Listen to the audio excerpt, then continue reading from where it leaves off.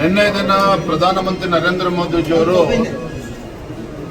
ದೆಹಲಿಯಲ್ಲಿ ಮಹತ್ವದ ನೀತಿ ಆಯೋಗದ ಸಭೆಯನ್ನ ಕರೆದಿದ್ರು.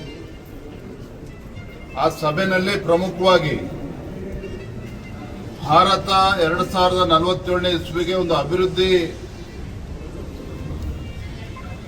ಹೊಂದಿರತಕ್ಕಂಥ ದೇಶ ಆಗಿ ಪರಿವರ್ತನೆ ಆಗಬೇಕು.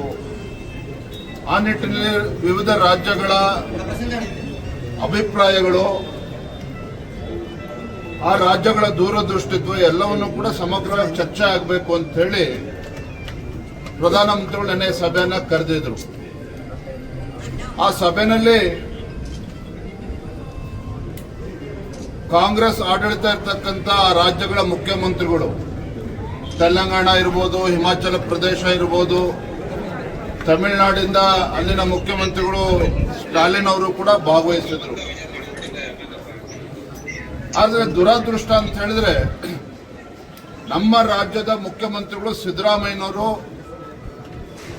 ಆ ನೀತಿ ಆಯೋಗದ ಸಭೆಗೆ ಯಾವ ಕಾರಣಕ್ಕೆ ಹೋಗಲಿಲ್ಲ ಅಥವಾ ಬಹಿಷ್ಕಾರ ಹಾಕಿದ್ರೋ, ಯಾವ ಕಾರಣಕ್ಕೆ ಸಭೆಯಲ್ಲಿ ಭಾಗವಹಿಸಬೇಕು ಅಂತೇಳಿ ಮುಖ್ಯಮಂತ್ರಿಗಳಿಗೆ ಅನ್ನಿಸ್ಲಿಲ್ಲ. ಇದು ರಾಜ್ಯದ ಜನರ ಮುಂದೆ ತಿಳಿಸಬೇಕಾಗ್ತದೆ. ಯಾಕೆ ಅಂತ ಹೇಳಿದ್ರೆ ಇವತ್ತು ಸರ್ಕಾರ, ಕಾಂಗ್ರೆಸ್ ಸರ್ಕಾರ, ಮುಖ್ಯಮಂತ್ರಿಗಳು, ಸಚಿವರು ಅವರ ಶಾಸಕರುಗಳನ್ನ ಕರೆದುಕೊಂಡು ದೆಹಲಿಗೆ ಹೋಗಿ ಜಂತರ್ ಮಂತರದಲ್ಲಿ ಕೇಂದ್ರ ಸರ್ಕಾರದ ವಿರುದ್ಧ ಪ್ರೊಟೆಸ್ಟ್ ಮಾಡ್ತಾರೆ. ಆದ್ರೆ ಇಂಥ ಮಹತ್ವವಾಗಿರ್ತಕ್ಕಂಥ ಸಭೆಗೆ ಇವತ್ತು ಪಾಲ್ಗೊಳ್ಳೋದಿಲ್ಲ ಅಂತ ಹೇಳಿದ್ರೆ ಎಲ್ಲೋ ಒಂದ್ ಕಡೆ ರಾಜ್ಯದ ಮುಖ್ಯಮಂತ್ರಿಗಳು ರಾಜ್ಯದ ಅಭಿವೃದ್ಧಿಯನ್ನ ಬದಿಗಿಟ್ಟು ರಾಜಕಾರಣ ಮಾಡ್ತಕ್ಕಂಥದ್ದೇ ಅವ್ರಿಗೆ ಆದ್ಯತೆ ಆಗಿದೆ. ರಾಜಕಾರಣ ಮಾಡ್ತಕ್ಕಂಥದ್ದೇ ಆದ್ಯತೆ ಆಗಿದೆ ರಾಜ್ಯದ ಮುಖ್ಯಮಂತ್ರಿಗಳಿಗೆ. ಇದು ರಾಜ್ಯಕ್ಕೆ ಮಾಡ್ತಾ ಇರ್ತಕ್ಕಂಥ ಅನ್ಯಾಯ.